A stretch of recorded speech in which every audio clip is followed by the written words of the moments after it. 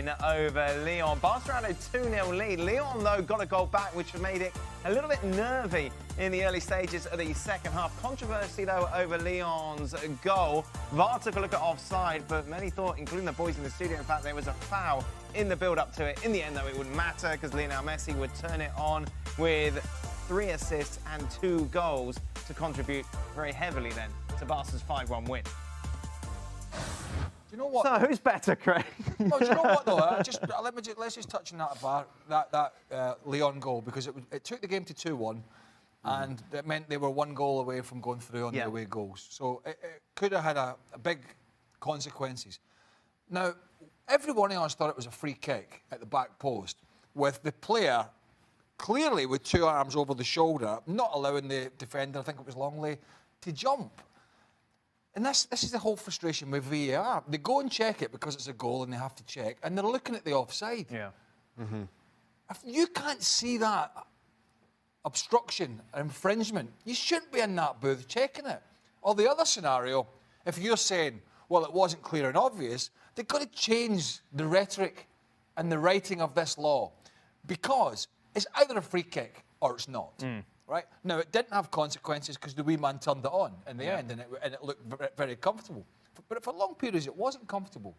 Yet we've still, and that's why we're going to be talking about this VAR for a long time, even when it comes in, because we've got human officials sat there and can't see simple calls. If only there was somebody here that could actually influence that. From the IFAB board? Mr. IFAB himself. We sit here and go on about all this. You're the very man in position. What am I supposed to influence here? What somebody is seeing on a camera and how they interpret it? You can speak up. You're involved in the rules of the game. I was sitting next to you. You're involved in the rules of the game. Next time you get a chance, speak up. The rules are clear. It was human error in the booth. Away from VAR. Anyway, Barca weren't greatly convincing. Not until the 3rd goal went in. That scoreline was flattering in the end. But as you say, not until the 3rd goal went in, which again spells it out with PSG out, with Real Madrid out, that there's no clear favourite. All right, Man City might be the clear favourite, but you think that we talked about it yesterday. They've not been over the line in this competition.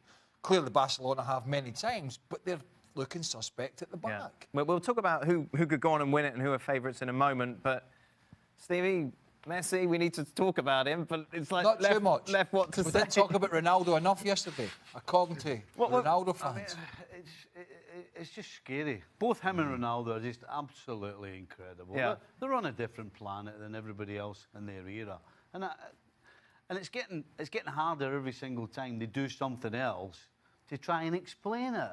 One gets a hat trick, completely changes it, rips the record books up.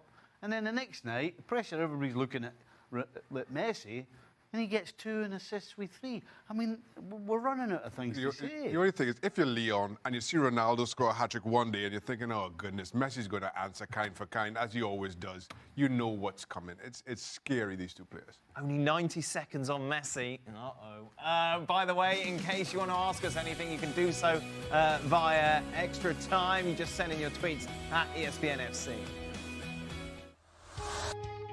8 teams left in the Champions League. The bookies have Manchester City as favourites, closely followed by Barca. Juve and Liverpool make up the top 4. It's a big jump then to United, Spurs, Ajax and Porto, who are very much the outsiders.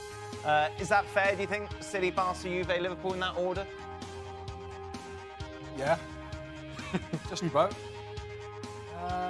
Obviously, Juve with Ronaldo coming back, it was a big night for them. Yeah. Man City haven't been over the line, probably got the best squad left in the competition when everybody's fit. And then obviously Barca with the wee man, who was brilliant again in this game against Lyon, but they're not the best at the back. And Liverpool have shown they can win without playing well. Yeah. They didn't play great against Bayern, but they got the job done. I think that 4. For me, I would maybe throw Spurs in there as I don't think United at all. I just don't. But I think Spurs is an outsider on any given day. That's, I think, 5 teams, potentially. 5 teams, with Spurs as the outsider, not United? Spurs is the outsider. Do you agree, Stevie? Yeah, I probably would. Yeah. I probably would, yeah. I'd probably go with Liverpool just ahead of Juventus, to be honest. Yeah. And everybody else would be...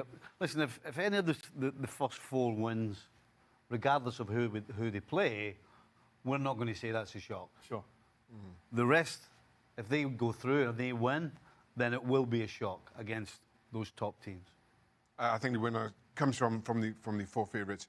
As much as I understand the point Craig's making about Spurs, I just don't see them. I don't feel they're good enough individually or as a squad to get the better of any of the top 4. In all honesty, right now it's down to those 4 favourites, and it's hard to pick one between the 4. It was interesting, just a few years ago, we were talking about the factors, what's wrong with the Premier League sides, why are they not cutting it in the Champions League. It's the first time that 4 representatives from the Premier League are in the quarter-final stages since 2010. It's interesting. I think back, and I think, Craig, you're taking it all as, well, it's cyclical. Yeah. And that seems to be, that seems to have proven your point here, isn't it? And I think everybody... Lots of people, and it was a big problem for the Premier League, by the way, that that is and always has tried to sell itself as this great league around the world, and it is doing fantastically well. But whilst it was, you know, hitting the floor in the Champions League, it became a more difficult sell. But everybody tried to find a reason, you know, and it was the usual scenario. Winter break was the winter break. The bottom line was, when they went up against the better teams, defensively, particularly defensively, they weren't good enough. Just were not good enough, and they were shipping goals, and hence they were getting beat. You know, we've seen Liverpool much better defensively with Van Dijk in the side, get to a Champions League final last year. I just think they've got better squads of players now, and I don't think it's anything to do... I mean, Bayern Munich have just come off a winter break. Italy had a winter break. They're all out, apart from Juventus. What, of course, has changed is the amount of money that's in the Premier League now. Is this kind of a sign of things to come? It is, because the Premier League squads can build their squads a whole lot deeper. But it also comes with a responsibility of spending that money correctly, because you can spend an awful lot of money and not do an awful lot with it. Just take PSG as a very good example.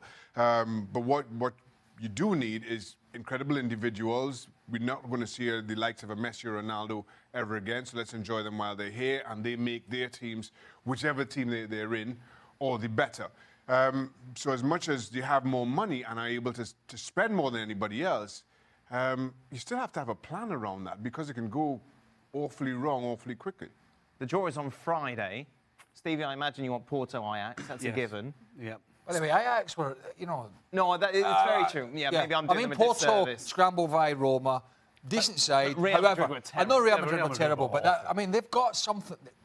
they're not going to win it. No. But they could, if you get blasé, say Liverpool pull them and you get a bit... If any team pulls them out and they get a bit, this is just going to be easy, maybe what Real Madrid did, they've got a little bit about them, Ajax. Yeah, we will roll back the tape. When Shaka, you said that Ajax were a force to be reckoned with. And you laughed, if I remember correctly, Dan. So, Spurs or United, which would you prefer? Wow, that's a What do you mean, what would you prefer? In the draw. Well, in Friday's draw. Well, they can go anyway, can't draw they? the two. Sorry? Yes, exactly. So who would you prefer? If you could fix it, would you Liverpool. He's Liverpool. Yeah, Spurs or United, yeah. Sorry. I think I would have to say United.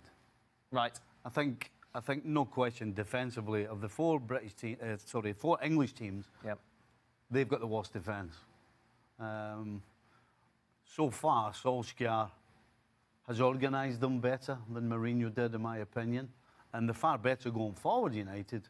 But I think that's the key. Defensively, they are the worst out of between them and Spurs. So I would take United for that reason.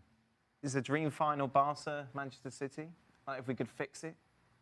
Or Barca Juventus, given, again, the parallel between Messi and Cristiano Ronaldo. I think that's also a huge interest. With Messi and Ronaldo. Me and everybody else, it seems. But listen, these and 2 storied clubs with their histories, it would be good to see City there, just given their spending and given that we haven't seen City at this stage of the competition and how much it means to them. So just a reminder, it's an open draw. The draw is on Friday. Anyone can play it, anybody else. We'll be looking ahead to it. A little more detail. Maybe Stevie's fantasy draw tomorrow. Who knows? But we'll be talking about it on Friday. Plenty of MLS action for you this weekend. No less than 6 games.